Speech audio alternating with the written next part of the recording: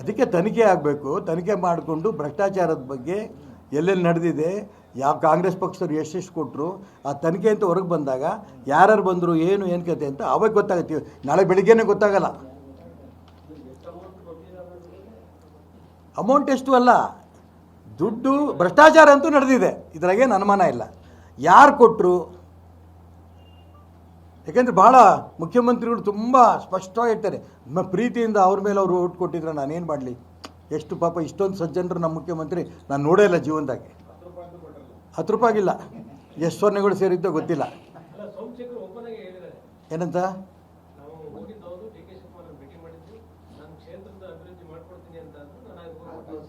ಅಭಿವೃದ್ಧಿ ಅಂತ ಹೇಳಿದರೆ ಎಷ್ಟು ಸೊನ್ನೆ ಹೇಳಿಲ್ಲ. ನಾನು ಅದಕ್ಕೋಸ್ಕರ ಹೇಳ್ತಾ ಇರೋದು ದೇವ್ರನ್ನ ಹೊರೆ ಹಚ್ಚಬೇಡಿ. ನಾನು ಹೇಳಿದ್ನಲ್ಲ, ನಮ್ಮದೇ ಸರ್ಕಾರ ಇದ್ದಾಗ 17 ಜನಕ್ಕೆ ರಾಜೀನಾಮೆ ಕೊಡಿಸಿ ದುಡ್ಡು ಕೊಟ್ಟು ಖರೀದಿ ಮಾಡಿದ್ವಿ. ಬಟ್ ದುಡ್ಡು ಕೊಟ್ಟು ಚುನಾವಣೆ ನಿಲ್ಲಿಸಿ ದುಡ್ಡು ಕೊಟ್ಟು ಗೆಲ್ಲಿಸಿದ್ವಿ. ಅಂಥ ಸರ್ಕಾರ ಬಂತು.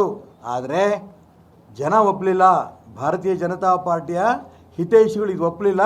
ಅವರೇ ಚುನಾವಣೆಯಲ್ಲಿ ಸೋಲಿಸಿದ್ರು. ಈ ಉದಾಹರಣೆ ಗೊತ್ತಿದ್ದೂ ಕೂಡ ಕ್ರಾಸ್ ವೋಟಿಂಗ್ ನಡೆದಿರೋಂಥ ಈ ಸಂದರ್ಭದಲ್ಲಿ ಈ ರಾಜ್ಯ ಜನ ಭ್ರಷ್ಟಾಚಾರಕ್ಕೆ ಒಪ್ಪಲ್ಲ.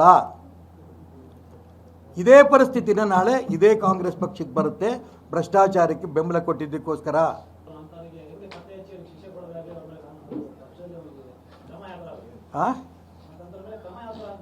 ಅದಕ್ಕೆ ತನಿಖೆ ಆಗಬೇಕು. ತನಿಖೆ ಮಾಡಿಕೊಂಡು ಭ್ರಷ್ಟಾಚಾರದ ಬಗ್ಗೆ ಎಲ್ಲೆಲ್ಲಿ ನಡೆದಿದೆ, ಯಾವ ಕಾಂಗ್ರೆಸ್ ಪಕ್ಷದವ್ರು ಎಷ್ಟೆಷ್ಟು ಕೊಟ್ಟರು, ಆ ತನಿಖೆ ಅಂತ ಹೊರಗೆ ಬಂದಾಗ ಯಾರ್ಯಾರು ಬಂದರು, ಏನು ಕತೆ ಅಂತ ಅವಾಗ ಗೊತ್ತಾಗುತ್ತೆ. ನಾಳೆ ಬೆಳಿಗ್ಗೆನೇ ಗೊತ್ತಾಗಲ್ಲ.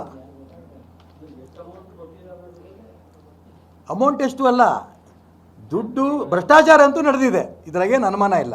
ಯಾರು ಕೊಟ್ಟರು, ಯಾಕೆಂದರೆ ಭಾಳ ಮುಖ್ಯಮಂತ್ರಿಗಳು ತುಂಬ ಸ್ಪಷ್ಟವಾಗಿ ಹೇಳ್ತಾರೆ, ಪ್ರೀತಿಯಿಂದ ಅವ್ರ ಮೇಲೆ ಅವರು ಓಟ್ ಕೊಟ್ಟಿದ್ರೆ ನಾನೇನು ಮಾಡಲಿ. ಎಷ್ಟು ಪಾಪ ಇಷ್ಟೊಂದು ಸಜ್ಜನರು ನಮ್ಮ ಮುಖ್ಯಮಂತ್ರಿ ನಾನು ನೋಡೇ ಇಲ್ಲ ಜೀವನದಾಗೆ. 10 ರೂಪಾಯಿಗಿಲ್ಲ. ಎಷ್ಟು ಸೊನ್ನೆಗಳು ಸೇರಿದ್ದೋ ಗೊತ್ತಿಲ್ಲ. ಏನಂತ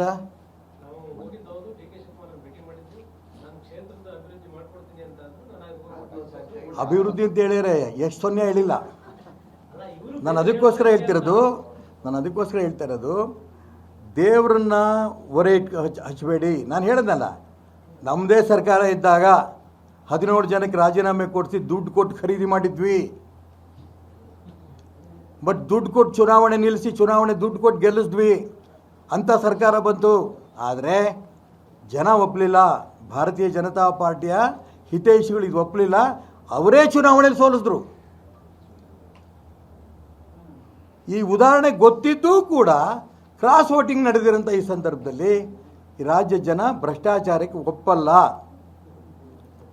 ಇದೇ ಪರಿಸ್ಥಿತಿನ ನಾಳೆ ಇದೇ ಕಾಂಗ್ರೆಸ್ ಪಕ್ಷಕ್ಕೆ ಬರುತ್ತೆ, ಭ್ರಷ್ಟಾಚಾರಕ್ಕೆ ಬೆಂಬಲ ಕೊಟ್ಟಿದ್ದಕ್ಕೋಸ್ಕರ.